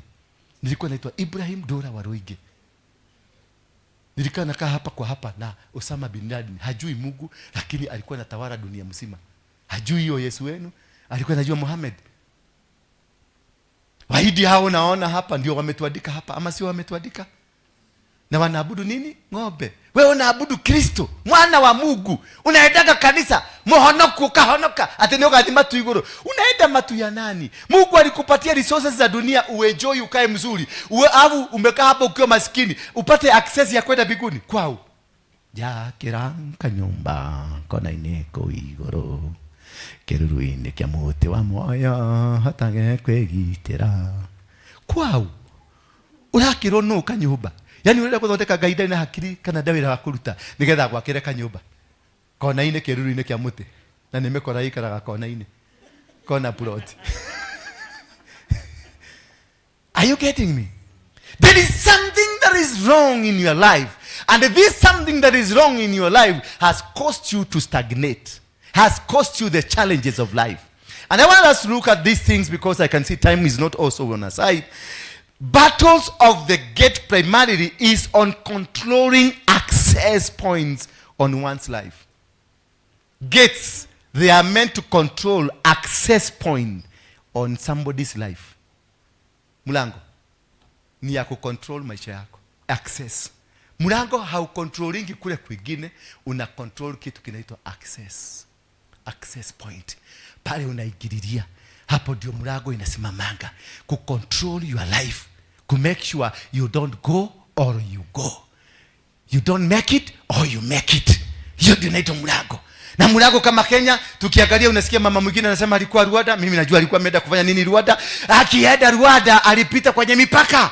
Na akapata watu wa control point, wakampekea rubber stamp, akaingia. Akaenda mpaka ya Rwanda, akawekwa rubber stamp, akaingia. There is a control point that controls the access.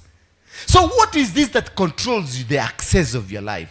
The access of your finances, the access of whatever that is happening in your life, the access of ministry.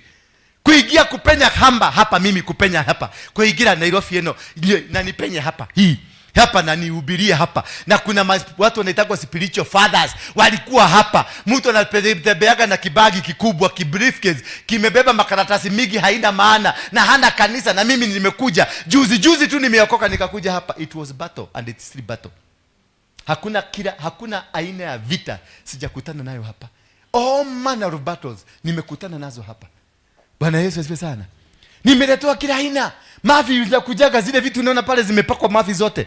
Ukaribu wa terere. Ile nani akuja alitoa wapi mafi? Na anatoaga saa ngapi? Sasa angalia hapo sasa Charity. Kaa hapo sasa wewe hau ushoke koregeti yako kena mai. Uikilie karadhi waikaa kama hii. Just argue like a human being. Argue kama mtu wako na akili. Nigetha uhakeri maire, uhake maitondo na thikioro, ukwenda choo ukabeba hivi. Ama ulienda choo? Uliushaiona mtu ameenda amebeba hivi, amefanya hivi, anatembea hivi. Hapana, aligoja tufuge macho, akarusha na huko na akafanya sha na akapaka hapa chini. What was it? Wekili yogwore. Now where did you find that courage? Where did you find that spirit? Ya kufanya hivi haraka na unaweka hapa chini. Bwana Yesu asifiwe sana. Mtu anakuja na shidano ya kushona nguo, anakuja na dugiria hapa kwa madhabahu. Sasa tell me, where did you find that from? Ndio wewe kuja uduge shidano hapa. Wengine wanaleta nyugu, tukanyugu na shidwa, kanyugu taka karigado ndeke iroko. Unakuta kako huko. Hapa hii kibuyu hapa. Kibuyu, hebu tulete hii kibuyu. Ile ya 1 lita iko wapi? Ile kubwa. Haka ni kadogo. Tuseme kali ya kucho na mtoto haka kanaweza kuingia, lakini ilikuwa ile kubwa. Sasa tuagushe. Inaweza kuingia kweli? Angalia. Lakini tulikuta hapa chini kibuyu ya maji kama hii. Hebu tuende. Haiwezi. Lakini mtu alikuja na akaigiza hapa. Bwana Yesu asifiwe sana. Huyo mtu ndiye apate hiyo maneno ya kuja kuweka. What was they doing? You don't know the battle of the gates. They want to control your access. Wanataka kucontrol, wanataka kufunga hapa. Maana wamefunga kule nje. Manyuru alikuwa anamwaga mafuta huko, anamwaga mafuta mpaka huko kwa kona huko. Koki mlikuwa hapo? Anamwaga mafuta huko round mpaka nikabia Koki, wewe ni mkaba unaweza elewa hii maneno. Koki akaniuliza unataka kumaanisha nini? Nikamwambia hapana, mimi sijaiona hivi. Anakuja mpaka hapa kwa stairs. Yeye Manyuru mwenyewe kumwaga mafuta, anazunguka huko, anazunguka hii nyumba, anaenda padile nyingine, anazunguka. Ati watu wasiingie hapa. Na kweli mtu anakupigia simu. Ananiambia nilikuja kuna nyumba hapo niliona imeandikwa Coffee Plaza. Na hiyo ndio nilimwambia. Nikaangalia, nikarudi. Nikaenda nikaona nyumba nyingine inaitwa Kahawa House. Nikarudi nikaenda nikapata roundabout iko na kitu mrefu hivi. Sasa mimi nimeona hapa pale niko naona Central Police Station. Na umaha. Lakini anakosa mlango. Mwingine akakuja, mama alikuja baka hapa na akasoma synagogue. Lakini alisoma vitu zake. Akarudi akateremuka. Alienda baka Uhuru Park, alinipigia akiwa Uhuru Park. Nikamuuliza ulikuwa wapi? Hebu nitajie mahali pote. Akaniambia kuna mahali nilienda nikapata kitu mlango imeandikwa synagogue. Nikakuuliza ndio nikamuuliza na nimekwambia ni wapi unakuja? Synagogue. Bwana Yesu asifiwe sana. Maana amefungwa. Hiyo mafuta haikuwa ilikuwa ya kufunga. Wakaenda wakazunguka roundabout pale, wanaizunguka. Unakutaka mtu anakuja anazunguka, anazida akisuguka, maana amerushiwa spirit ya nini? Ya roundabout. Unakutaka watu, kuna watu wako Nairobi wanazida kutoka asubuhi, they are very busy wakifanya kazi, ndio wanajua duka zote za River Road, wanajua duka zote za kuuza nguo, ukitaka mataani wanajua, lakini jioni mkikutana nao, amen, dokejikie mabadi.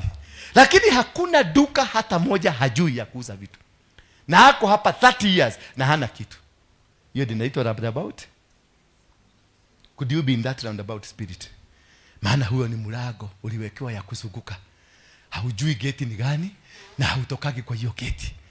Maana walikikuja pale, walikuwa naweka nini? Wanaweka mlango wanafuga pale, ndio watu wasiingie. Wakavugia huko chini, ndio watu wasiingie. Wakaenda pale entrance ya pale, wakavuga huko, ndio watu wasiingie. Wakakuja hapa chini, ndio watu wasiingie. Maana kuna watu wanaitagwa wazee katika ulimwengu wa kiroho ambao wana control maeneo. They are the owners of the gates.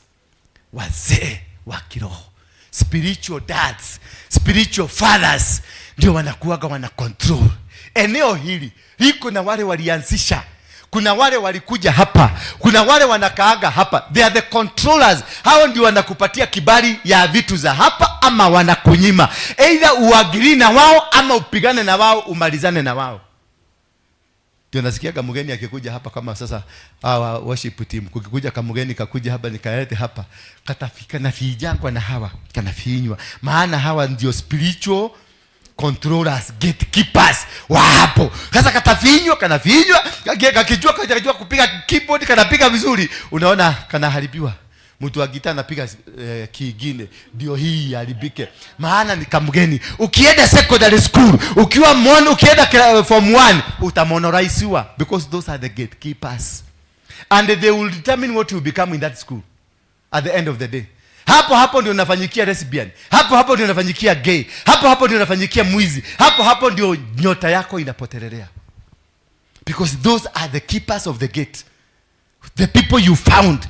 Wengine wanaigiaga hapa. Kuna mama hapa walikuwa nasema ni mabibi zangu, Bwana alikuwa amewazungumzia. Kuna siku mama alikuwa ametoka Canada, rafiki yangu. Sasa akakuja akaniambia, mimi sisi tunakuochiki kutoka Canada, heki unatubless. Nikampatia microphone hapa, nikamwambia ukimaliza ukuje unione. Sasa wakati nilimaliza, mama mmoja aliambiwa aende ajiposition pale kwa mlango, huyu mama asiingie. Na huyu mwingine akakuja akamshika akamwambia, toka hanini twaragi. Waliteremka mpaka kwa ile kiti ya watchman pale. Walienda kwa kiti ya nini? Ya watchman, gatekeeper. Walimpeleka mpaka pale chini. Wakamuuliza, unajua ka apostle si prostitute? Akamwambia, yes, that is why I'm here. Do you know apostle is taken? Akamwambia, I did not come because of taking apostle. Nimekaja kwa sababu apostle anatumiwa na Mungu, na najua akiniombea maisha yangu itabadilika. Now what you need to do, kwa apostle mlimalisiana wakati mlikuwa pale kwa pulpit, hapo ndio mlimalisiana na yeye. Na alikuombea, sasa go and wait for that miracle. Those are the gatekeepers. Wako hapa ku make sure nobody else comes here. Juzi huyu mama amekuja hapa, huyu rafiki yangu. Huyu anakorwa niko hikianwe igia hikirie. Huyo tumejuana tangu siku hiyo ya nganga pale 2005, ndio 2005. Mtoto wake kalikuwa katoto kametoshana hivi, lakini hapa kuliasa ka story oshoruni wewe ilima because of the gatekeepers. Until you understand who is the gatekeeper of your life, you will never have access. And your gatekeeper can be your mother, gatekeeper can be your wife, gatekeeper can be your husband, gatekeeper can be your child. Bwana Yesu asifiwe sana. Gatekeeper can be your pastor, gatekeeper can be anybody around you ambao wamekuonea wivu, ambao wameingiwa na spirit za gatekeeper. Na yeye kazi yake ni kuja kufunga milango, kazi yake ni kuja kukuzuia. Hakuna siku utapinya, hauwezi kupenya. Utajiona umeokoka, uko kanisani, uko na kila kitu, lakini there is no breakthrough in your life. Ndio unaonanga watu wengi hapa tuko na wao.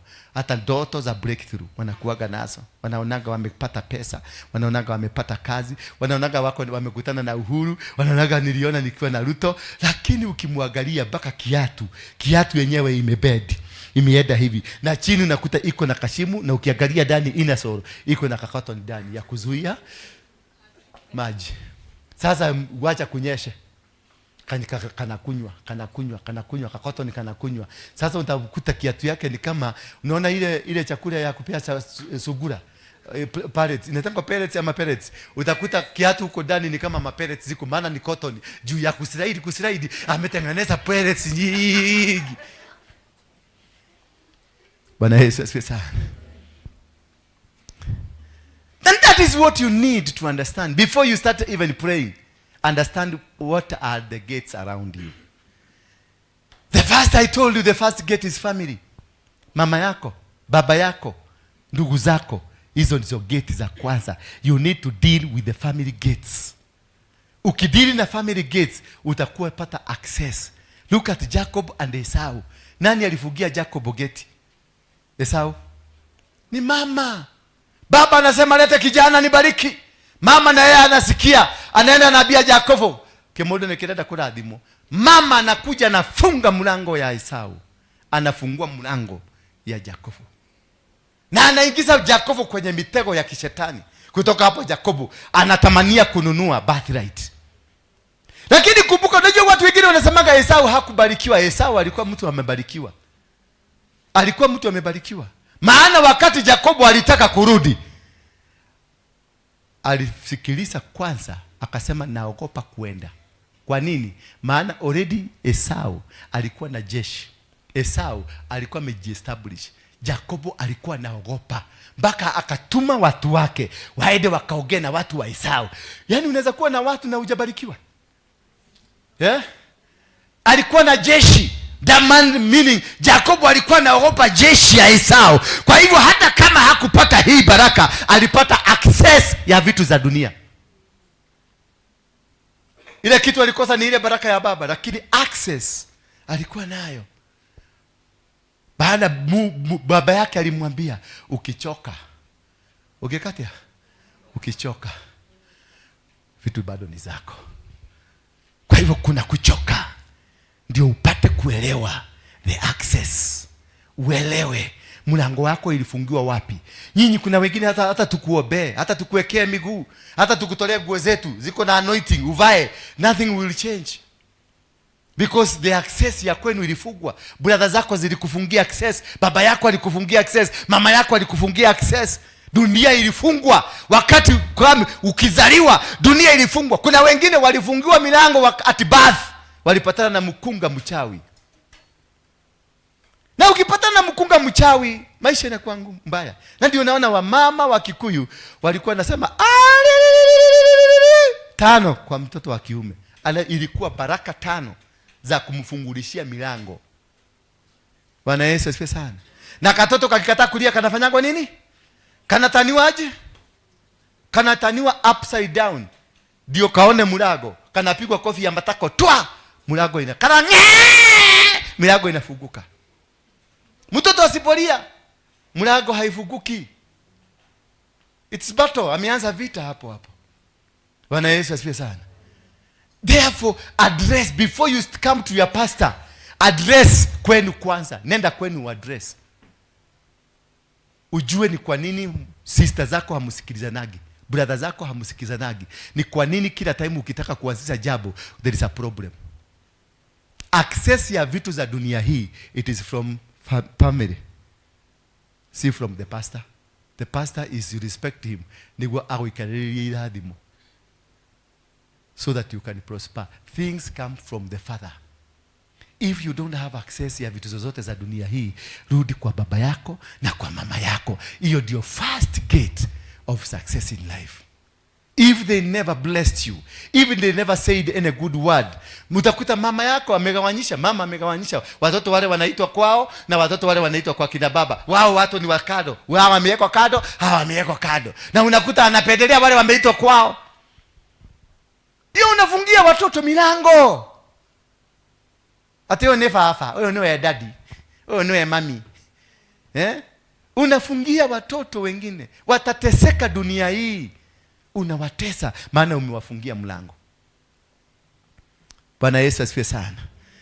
Hii akisesi inakuwa ngumu katika city, katika maisha na katika kila kitu, na authorities and spiritual and physical authorities.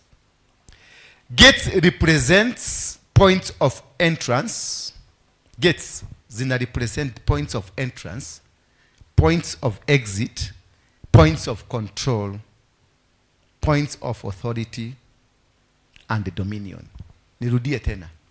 Gates represent points of entrance, mahali pa kuingililia. Ndio uliona Manyuru walikuwa wanajaribu kutuzuia ndio tusikuwe na kanisa hapa. Amepigana siku hiyo, alikuwa analeta mabasi zinaenda huko, anabeba watu free, zilikuwa zinaitwa forward, zilikuwa zinaenda mpaka zinaenda huko. Bwana Yesu asifiwe sana. Mpaka unakaa hapo unachungulia venye watu wanaingia kwa basi, mpaka unasikia kikitu na huko kinakugoga.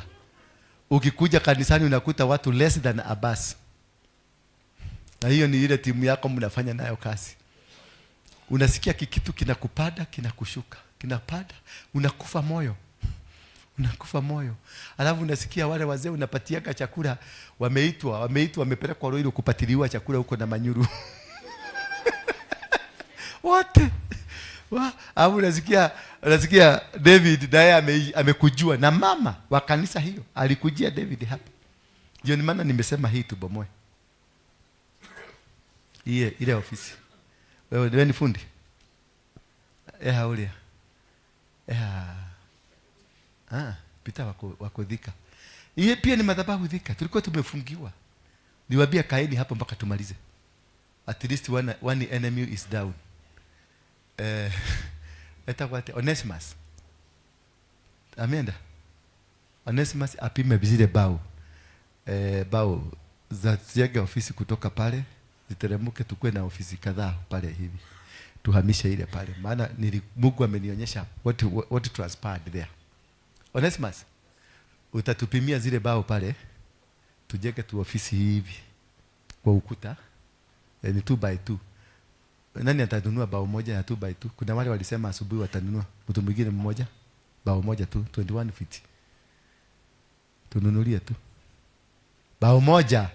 1 2, sio wale walinunua asubuhi. 1 2 3 4 5. Wedro ya goko. Letu atia na ina besha. Nani mwingine? Yeah? Roda Maria, hiyo project ni yako. Usimamie mpaka isha. Mkiwa na Onesimus. Ndio takaogwa. Ndio wewe kesho mubomoe ile. Umesikia? Kesho mkuje hapa wewe na wewe na wewe. Unakaga hivi kama mnyenyeshwa na kuku. Ati mnapigwa vita. Hamujapigwa. Ulisa huyu vita ni nini? Atakueleza vita ni nini? Atakueleza. Ushainyoroswa vita mzuri ya hapa ya madhabahu ya praise team. Bado hamujatengenezwa. Baba, utaitete maithori hali aja weika. Maithori maitekage weika bado. Ni kwanza hiyo inatangwa warm up. Ile jogging. Ile nasemaga wanasema kutayarisha mwili shike joto ndio uogwe vizuri. Bado hujamwaga machozi. Na mpaka wakati nitaona machozi inamwagika peke yake. Hujasogumusiwa, unaona mtu akikuja pale machozi inaanza. Sasa hiyo ndio utaanza kujua umeingia kwa huduma. Lakini sasa hata hujaingia, hata hujapata geti, hata hujui geti iko wapi, na unaanza kulia hapa kwa sababu ya kupiga drum. Wewe unafikiria kama venye unapiga drum venye nasikiaga uchungu? No yesiragia drum na igua karuo. Ile unafanyaga naona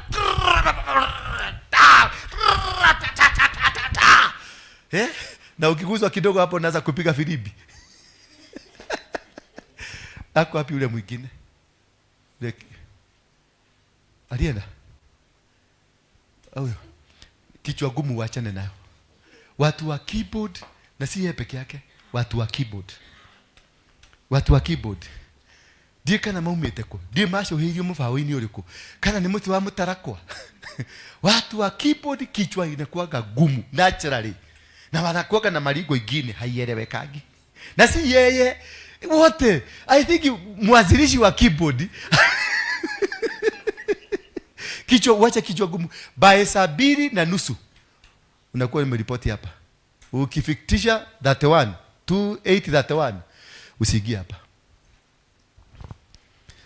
Sawa. So we have understood ya kwamba kuna entrance gate, exit gate, control point kama mipaka ya Kenya gate, na authorities kama sasa. Hiyo authority umesikia, hiyo ni gate.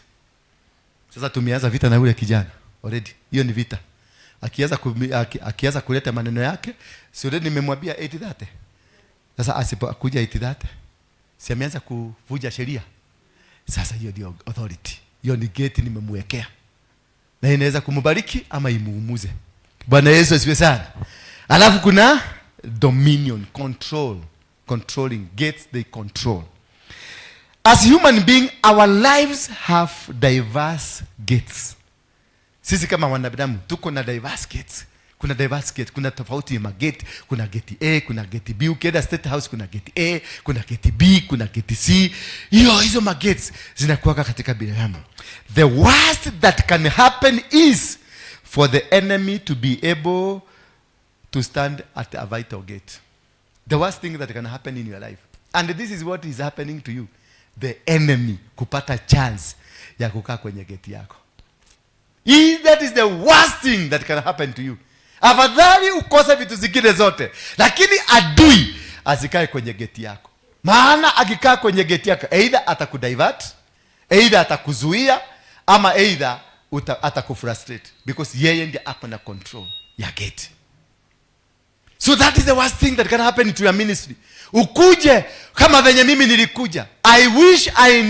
I wish nilipatana na mtu wa kunifundisha. Nisianze na hawa wamama, akina Koki, akina Gari Kubwa, akina Magdalene, akina hawa watu wameokoka, walihama kanisa ingine wakasikia Dora anavugua kanisa wakakuja. I wish I knew. Sigi hagaika. Hawa watu wamenihangaisha. I wish nilianza na hawa. Hawa hawajui chochote. Tuanze na ujinga yetu tukipanda. These were the right people for me. Jesus akianzisha ministry yake, alitengeneza Muratina. Alienda kwa walevi, akaanza na walevi. Wamama walikuja kumsubua baadaye. Unakumbuka kule alienda kwa kina Martha, akatolewa usiku mbio.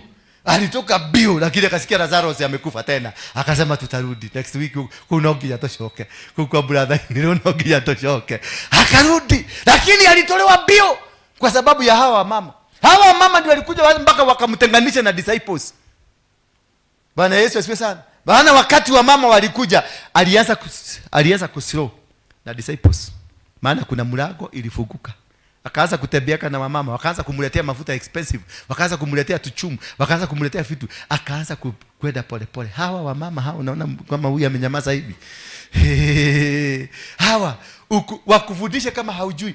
Haya meda galere makufundithia uthomete niki umenyete kwi bara cia kiroho.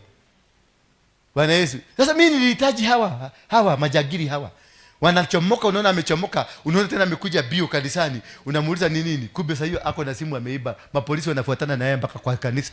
Huyu ni mzuri kuliko huyu ambaye anakaaga biguni, alafu asubuhi anateremka kunishughulikia. Bwana Yesu asifiwe sana. That is the worst can happen. Kwa wale mnaenda kufungua makanisa, usiwahi kubali experienced people wakuja kwa kanisa yako muanze na wao. Don't allow them. Nithiwarie mikora, anza na maraya wako inage, jagiri hizo, anza na wao. Let God grow you. Mupade pole pole. Mupade pole pole. These will never be loyal to you. Hawa wa mwanzo hawaonagi. Wewe ukisema wewe ni apostle, wewe unajuaga wewe ndio apostle. Mona gatolda kade hadisam.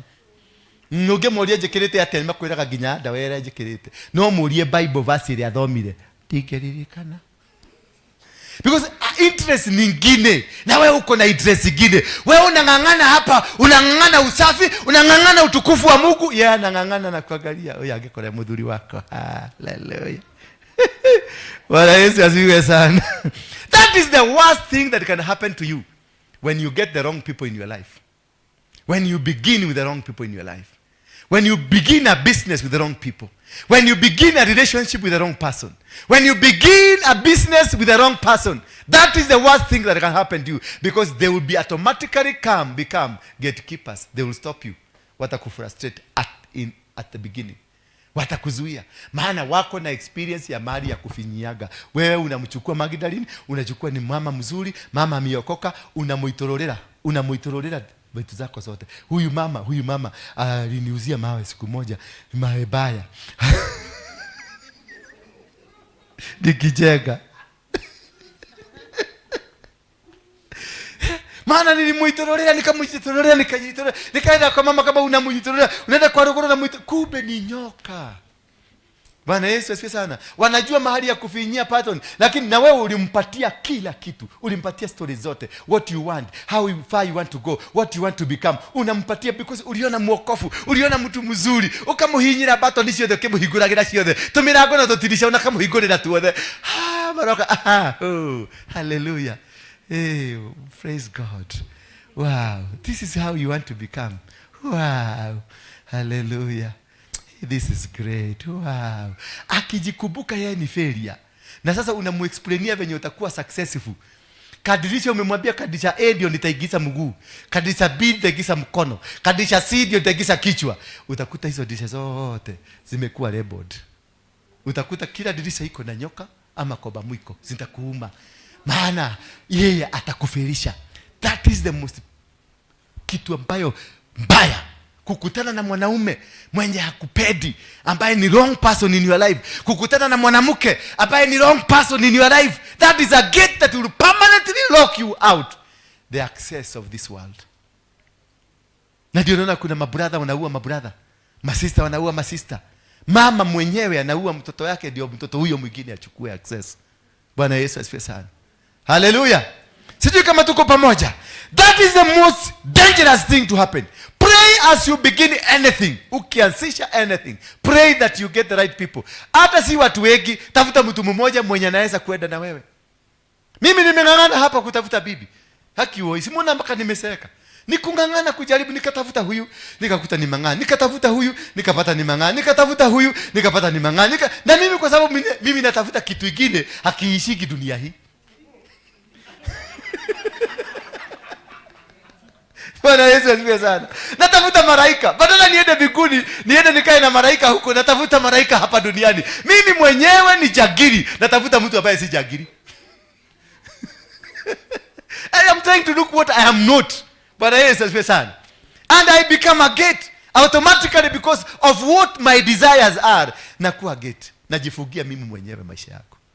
Sasa nasijaga hapa ukihiurio huko tamfara wake he kana take hege kihiuria birori huko kihiurio githirukio huko kiriogo nginya gado ni marahoya ate ndirathie rojini ndirathie kutata rojini tari ya nyina ndirathie githie rojini wanyoneire ko toto ndikeire mimi mwenyewe nilijiwekea gate.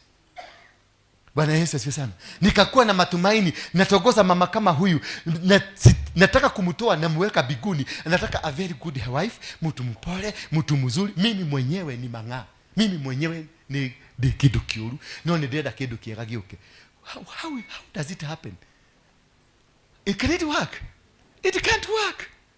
Mimi mwenyewe I am a source of the problem and I want something that does not have a problem. No, it can't work that way.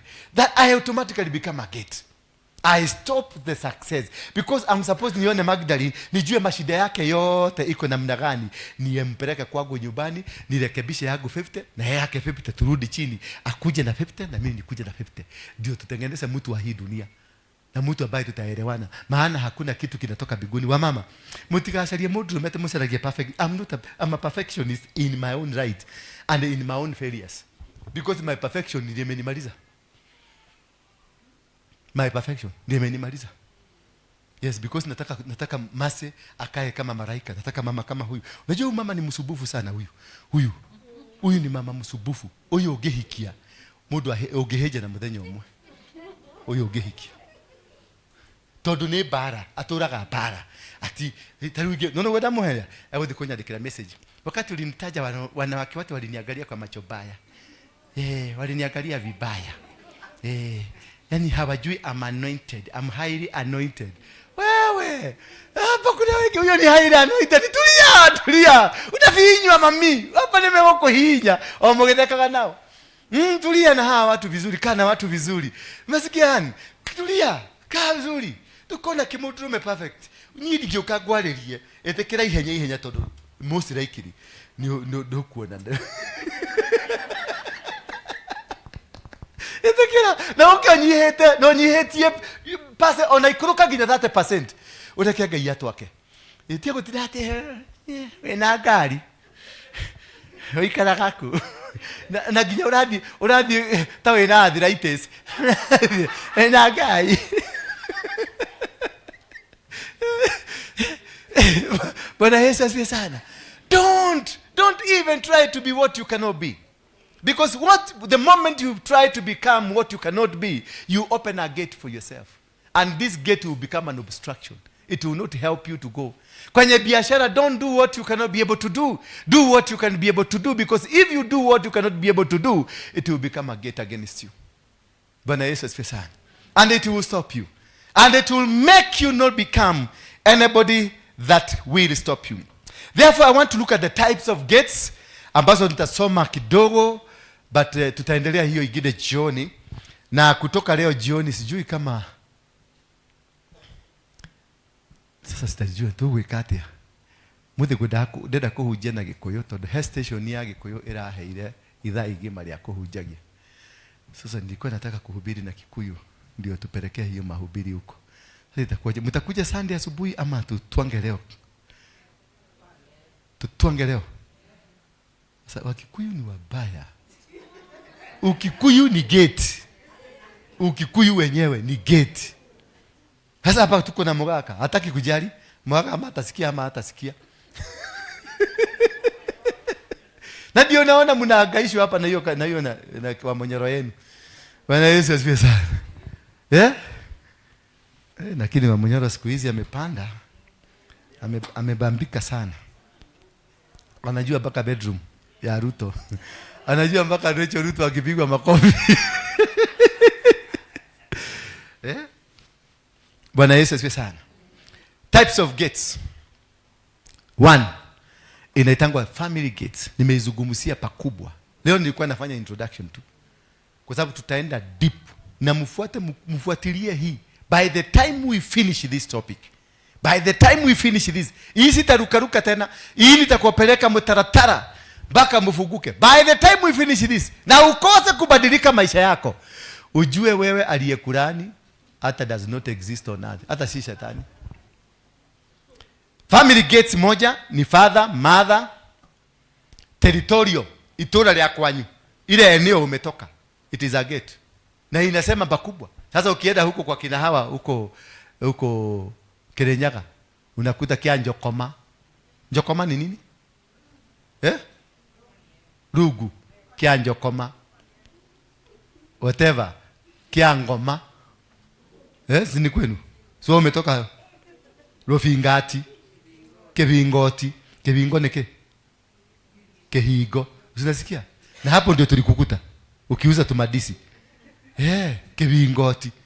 Already town inaitwa Kebingo. Nende Karatina. Karatina ni nini? Karatina ni Masai alikuwa anaitwa Ole Catherine. Ole Catherine. Ndiye alikuwa hapo, ndiye alikuwa ona ya Karatina. Na huyo Masai alikuwa mbaya sana. Wende Tetu ni alikuwa anaitwa Ole Tetu. Ni Masai alikuwa wende Odhaya ni Masai alikuwa anaitwa Ole Sayan.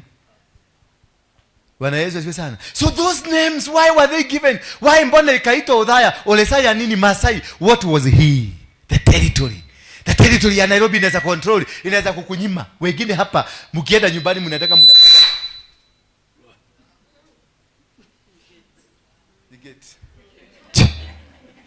unasikia nguvu ya gate? Yes. Chani ondoke hapo. Kuna watu wanakujaga Nairobi wanakuwa maskini, wakirudi nyumbani wanalima viazi eka moja, wanatajirika. Oroko na kirori kigima kefuso, kioka kiaruga mahau kekira gunia. Lakini akikuja Nairobi anakuwa kuwa hapa na beba mzigo. Lakini akienda nyumbani lori mzima inasimama hapo. Sasa unajiuliza what happened? Gate ya Nairobi ilimkataa. So God have the access of understanding. Have you been accepted in Nairobi? Ukanania ndo wakile kumagalia Nairobi. Kania ndo ikaragia Kenyatta Road. Bwana Yesu asifiwe sana. Jiulize hiyo Matora, kama unaishi Mukuru ama Kayole ama Dadora, jiulize kama ni watu na Kalishanga ama wewe ni part ya Nairobi. Because kuna watu part of Nairobi and the people who came to make people keep watu busy. Wakifanya kazi, wewe kazi yako ni keep watu busy. Bwana Yesu asifiwe sana. Territory is very important for you. Number 4, sorry. Religion, dini. Dini ni gate ya kuzuia.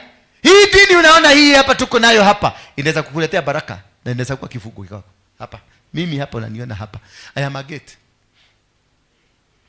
Cheza na mimi uone kama mlango wako haitafungwa. I am a gate. Dini. Ulikuwa Muislamu. Ukahama. Mimi nilikuwa Muislamu nikatoka kwa Waislamu. Before that nilikuwa nimeingia kwa hii Kapila verse 2. Hii Hare Krishna. Nilikuwa Hare Krishna. Tulikuwa tunapita huko kwa barabara tunaimba hivi. The only black man. Na nikapaka kwa kitu karedi hapa. Now you can imagine the mix that is me. Dini. Beleni nilikuwa kwa gonya wakakonya. Nilikuwa nafuga, nilikuwa natoa nguo, nafuga shuka. Na huyu mdada, tulikuwa tunafuga shuka.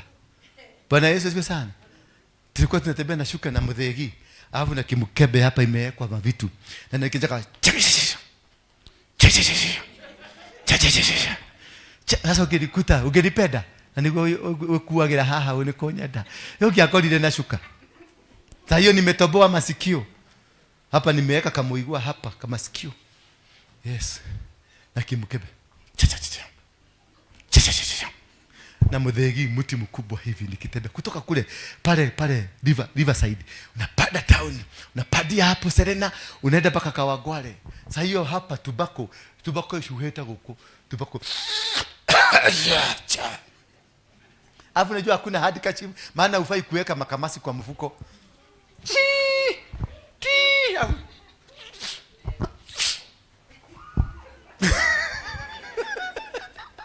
Hiyo ni dini, nilikuwa ndani ya dini ambayo ilikuwa imenireduce nikakuwa kitu kama hicho. Hiyo dini bado labda nilijiondoa kwa hiyo dini ama bado niko kwa hiyo dini. Bwana Yesu asifiwe sana.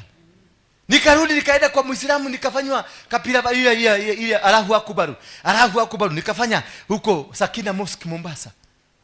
Sheikh Doru ndiye alinifanya nikakuwa Muislamu. Nikatoka hapo nikaenda mpaka Libya kwa Muhammad Gaddafi.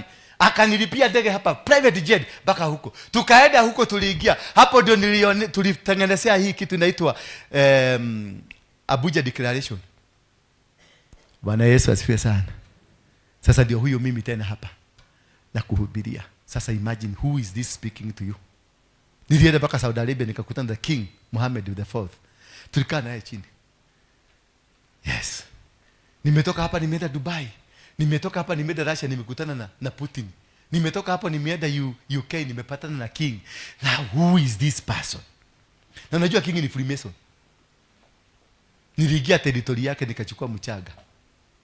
Now you can imagine, wewe umemagamaga kanisa gapi ambazo bado zimekufuga?